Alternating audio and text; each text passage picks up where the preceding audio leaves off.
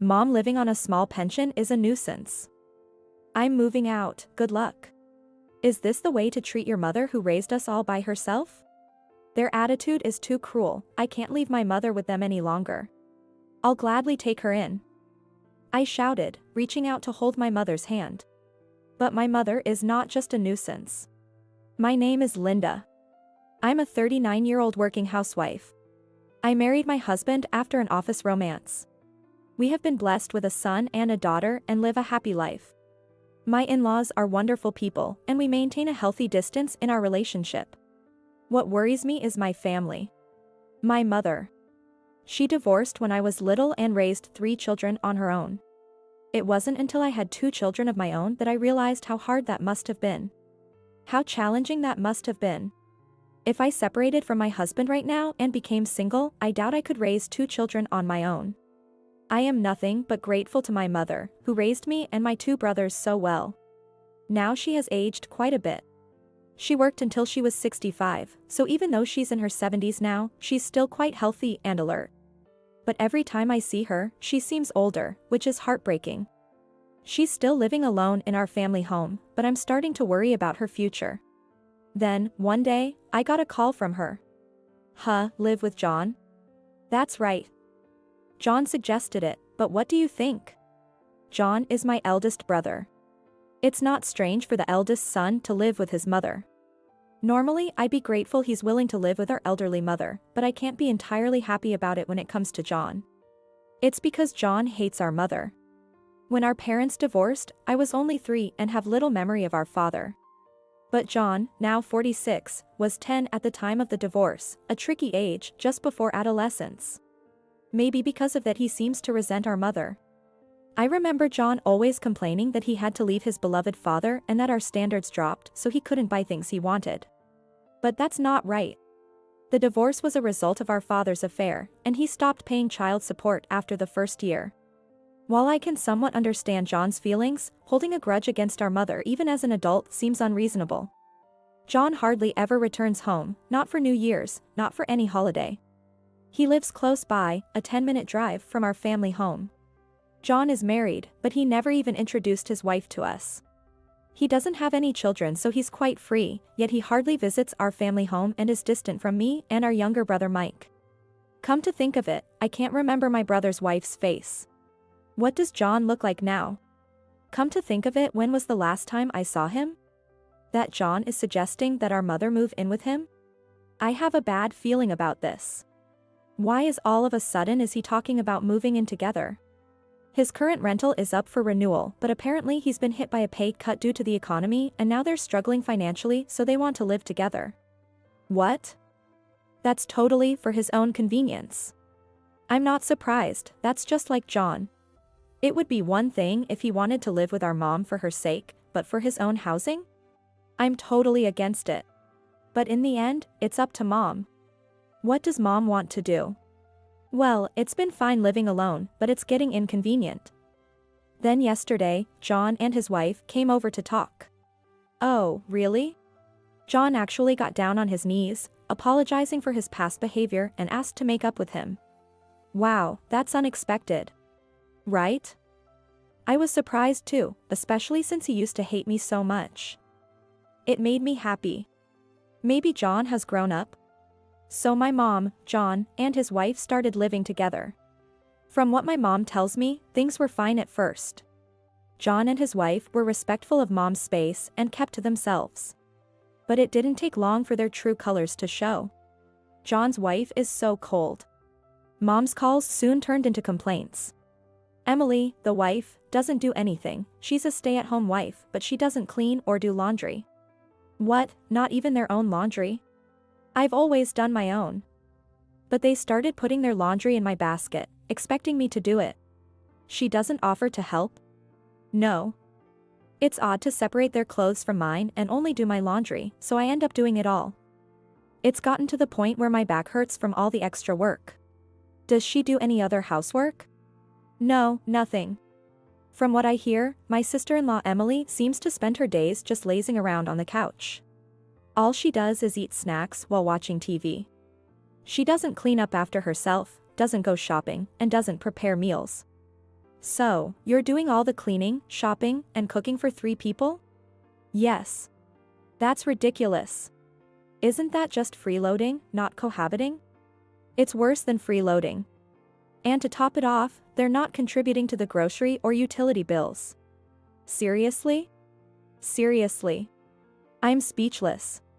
I asked why they didn't discuss all this before moving in, and Mom just looked troubled and said, "We did talk about it beforehand."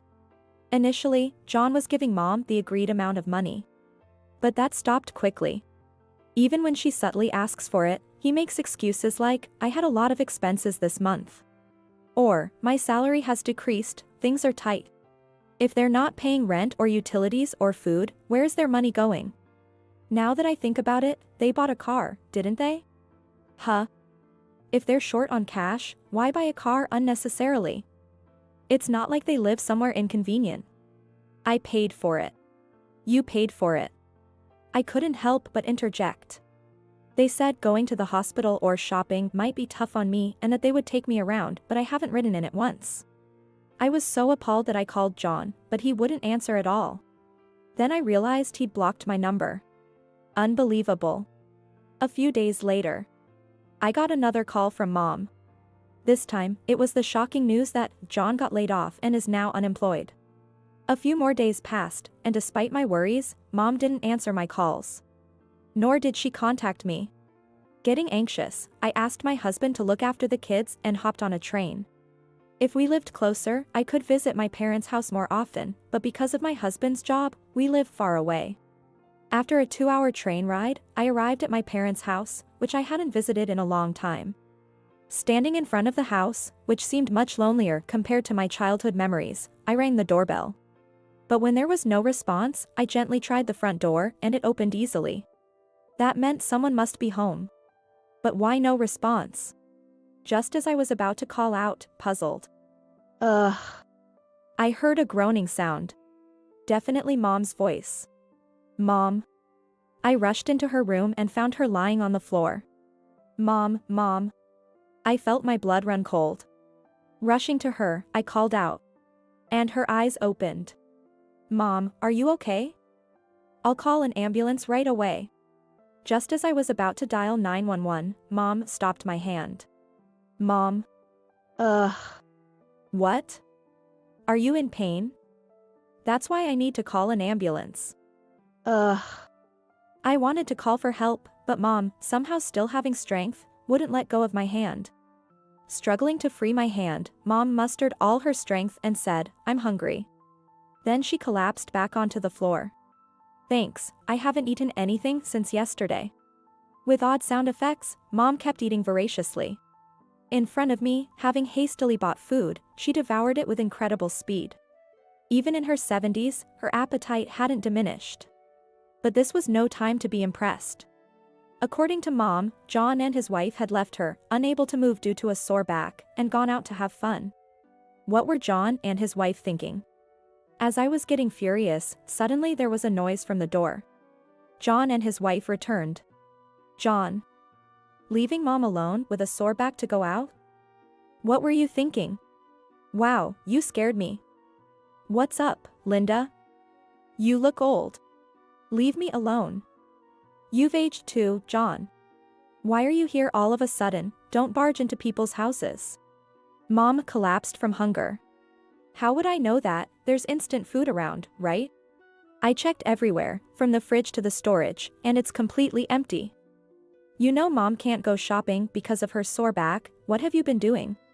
John's indifference towards Mom only fueled my anger. But it didn't seem to affect him at all. He just clicked his tongue annoyingly. Geez, you're so annoying. It's easy for you to say, you're not living with her.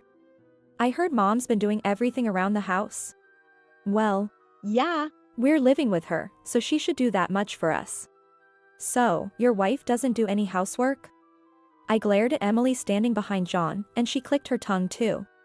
Geez, so annoying. We're doing her a favor by living here, she should be doing that much for us. They're such a like-minded couple. Great harmony between them. But that's not the point.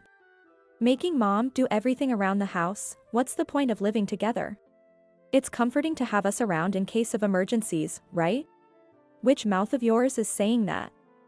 Now is the emergency. My anger was far from subsiding, but it was like water off a duck's back to the couple. They even looked at me annoyingly. Then John said, "Geez, you're so annoying. Mom living on a small pension is just a nuisance." What? You use that small pension to buy a car. That's only natural. I'm the eldest son, taking care of our parent. When have you ever taken care of anyone? I was yelling so much that my throat started to hurt. John, who was never close to Mom, had completely changed. It's just too sad for Mom. Think more about Mom. Shut up, outsiders shouldn't meddle in our business.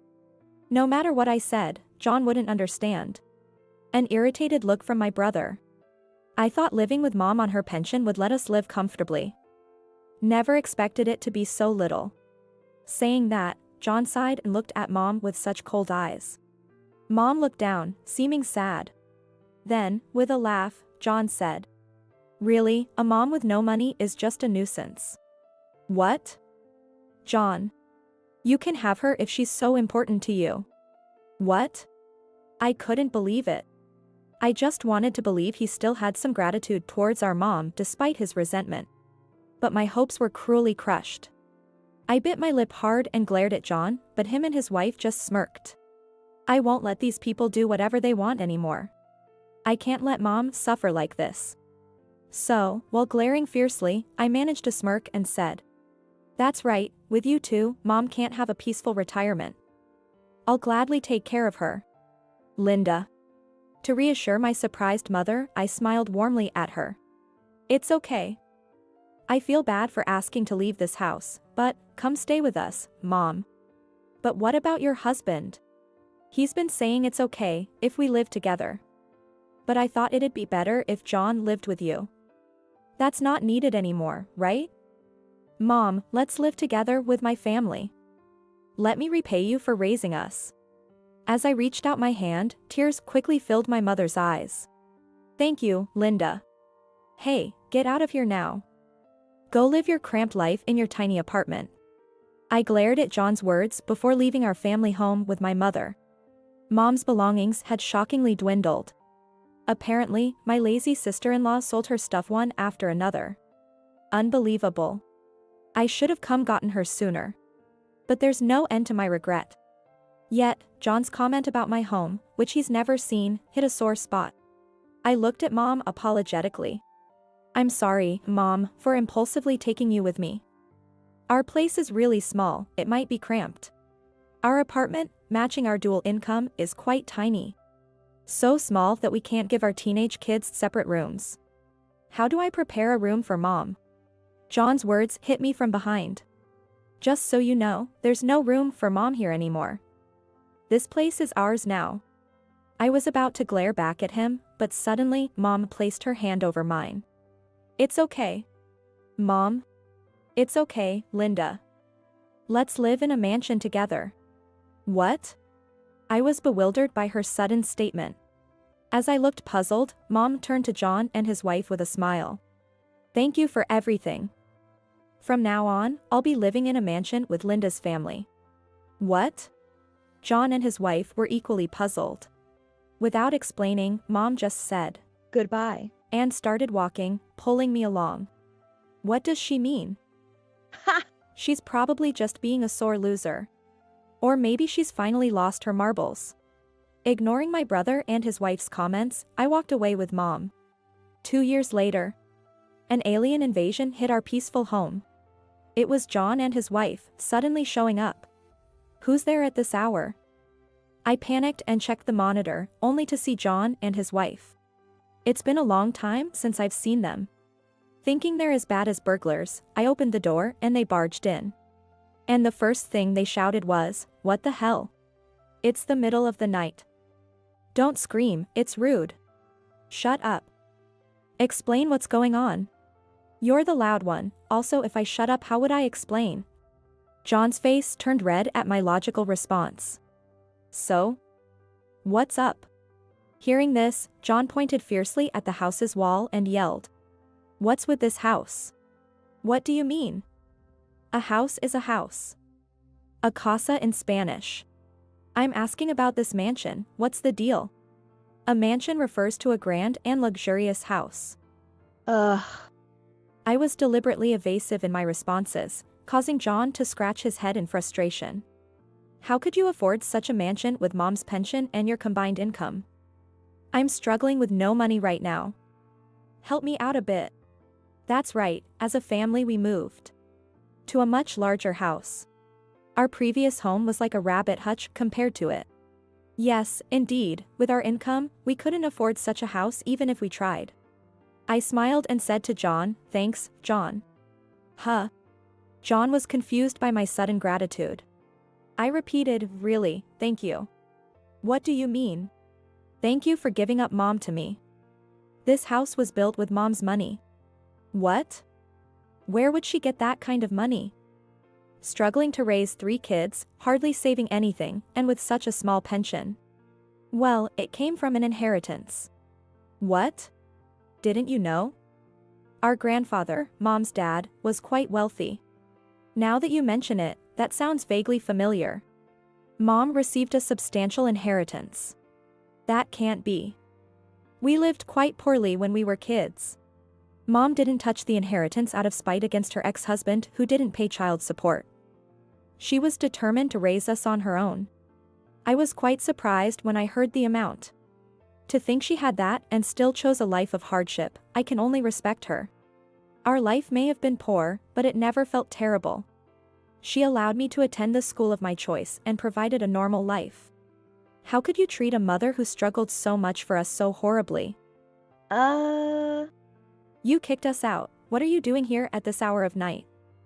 Get out. I pointed outside firmly, but John didn't move.